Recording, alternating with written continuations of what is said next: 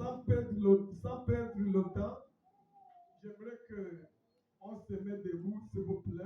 Excusez-moi, nous allons lire la parole de Dieu avant de ce soir. Que quelqu'un me trouve rapidement un bon lecteur, un lecteur rapide. Le livre de Luc, chapitre 7, au verset 11 jusqu'au verset 16. Amen. Je lis la parole de Dieu dans Luc chapitre 7, du verset 11 à 16. Le jour suivant, Jésus alla dans une ville appelée Naïn. Ses disciples et une grande foule faisaient route avec lui. Lorsqu'il fut près de la porte de la ville, voici, on portait en terre un mort, fils unique à sa mère, qui était veuve, et il avait avec elle beaucoup de gens de la ville. Le Seigneur, ayant vu, fut ému de compassion pour elle, et lui dit, ne pleure pas. Il s'approcha et toucha le cercueil. Ceux qui le portaient s'arrêtèrent. Il dit, jeune homme, je te le dis, lève-toi. Et le mort s'assit et se mit à parler. Jésus le rendit à sa mère. Tous furent saisis de crainte et ils glorifiaient Dieu, disant, un grand prophète a paru parmi nous et Dieu a visité son peuple. Amen. Amen. Que Dieu de cette prédication, prends ton bic, prends ton cahier. Elle est intitulée cet enterrement ne tiendra pas. Alléluia. Dieu m'a dit de parler à une personne au milieu de nous ce soir. Peut-être c'est vous, peut-être c'est quelqu'un qui est à côté de toi, peut-être c'est moi. Que cet enterrement ne tiendra pas. Bien aimé, je ne connais pas ce que les ennemis ont comploté contre toi. Mais Dieu m'a dit de te dire que quel que soit leur plan, que ça n'aboutira à rien. Amen. Alléluia. Amen. Est-ce que je m'adresse à une personne ce soir? Amen. Est-ce que c'est à toi que je m'adresse ce soir? Amen. Dieu m'a dit de te dire ce soir que cet enterrement dans ta famille ne se tiendra pas cette année au nom de Jésus. Bien aimé, la Bible dit que Jésus marcha et il rentra dans cette ville. Aussitôt rentré dans cette ville, Jésus n'était pas invité. Il n'était pas qui est là. Un jeune homme, le fils unique de la famille. La Bible dit que Jésus a été ému de la compassion. Alléluia. La Bible dit bien que Jésus était ému de la compassion.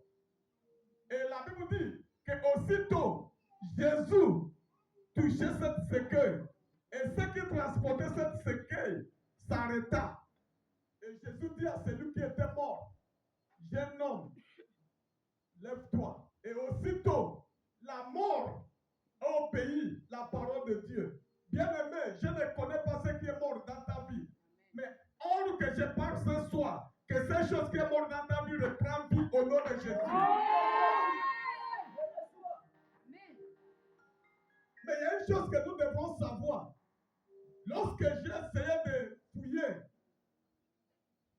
dans la parole de Dieu, la ville Nia signifie la ville qui est belle, où il y a les belles choses, où il y a les grands magasins. Mais ma question est ceci. Pourquoi, si cette ville était belle, pourquoi y a-t-il de la mort? Et le Saint-Esprit pouvait me dire, parce qu'il n'y a pas Jésus dans cette ville. Bien-aimé, j'aimerais te présenter ce Jésus ce soir pour te dire que peu importe ce que tu fais dans la vie, si Jésus n'est pas là, tu es mort. Amen. Tu peux rentrer dans un foyer, dans un mariage, où on dit que cet homme a l'argent, cet homme a tout, cette famille, ce sont eux qui dirigent. Mais aussi longtemps qu'il n'y a pas Jésus dans cette famille, mon ami, tu ne verras rien. Amen. Le secret d'avoir quelque chose, c'est Jésus. Alléluia. La Bible dit qu'on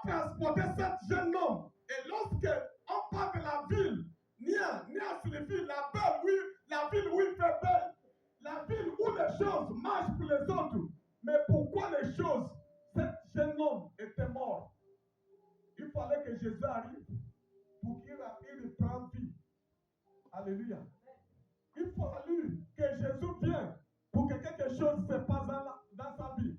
Et ça me rappelle dans le livre des Actes des Apôtres, chapitre 3.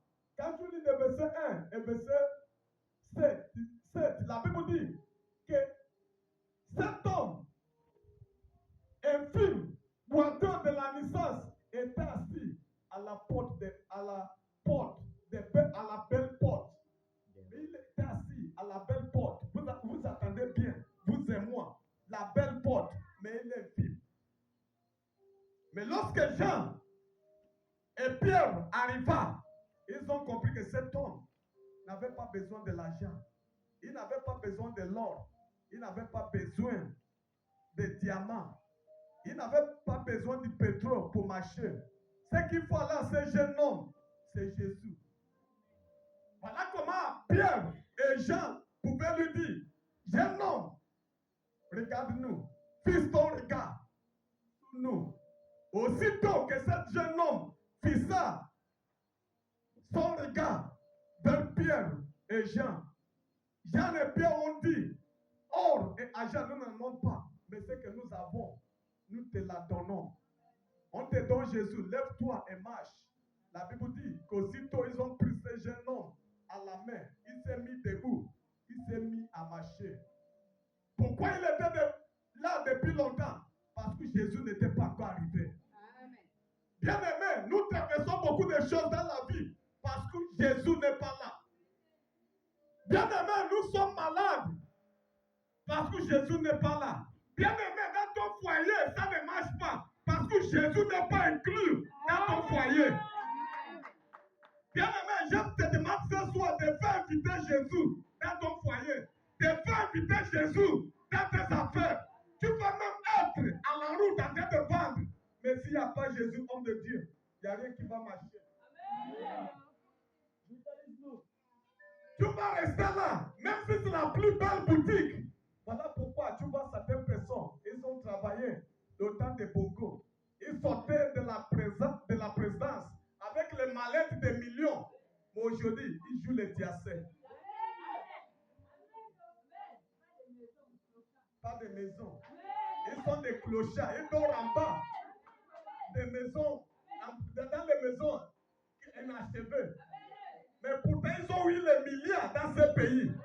Mais parce qu'à ce moment, ils n'avaient pas Jésus.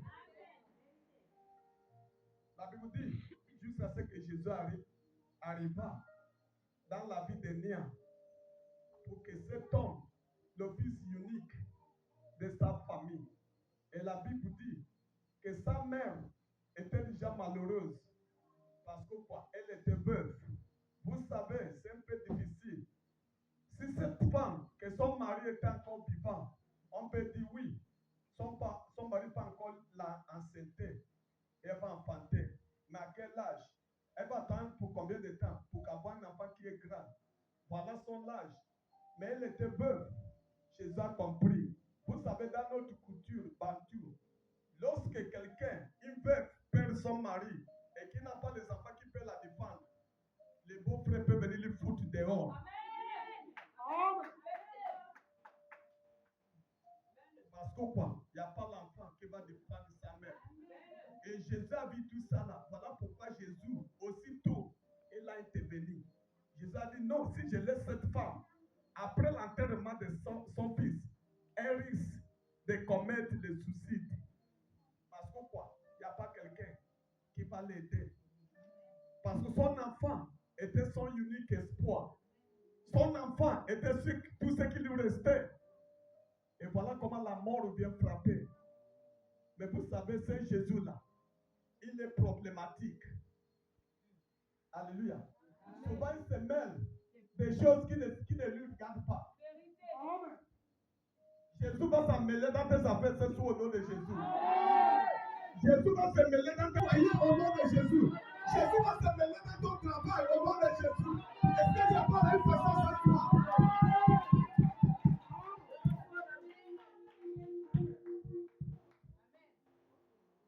Vous savez, comme chez moi au Nigeria, lorsque quelqu'un meurt, Les gens ont déjà la tendance à dire on va bien manger. Alléluia. Jésus a fait quoi? A gaspillé leur affaire. Tous ceux qui avaient déjà dit on va boire aujourd'hui jusqu'à ce qu'on va rentrer pour eux. Jésus a dit c'est pour aujourd'hui.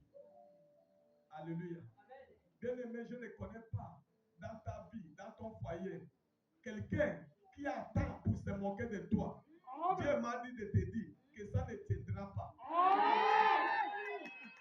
Aussi longtemps que Dieu est Dieu, aussi longtemps que Jésus est Jésus, comment je le sais? Dieu m'a dit dans le livre d'Isaïe 7:7, il dit qu'il n'a qu'à prendre qu'il n'a qu'à faire leur complet ensemble, mais ça n'aboutira à rien. Aussi longtemps qu'il y a un Dieu au ciel, peut-être qu'il y a les gens qui attendent pour se moquer de toi. Il y a les gens qui attendent pour qu'on te foute hors de ce mariage. Mais Dieu m'a dit de te dire que ça ne marchera pas. Dieu m'a dit de te dire que ça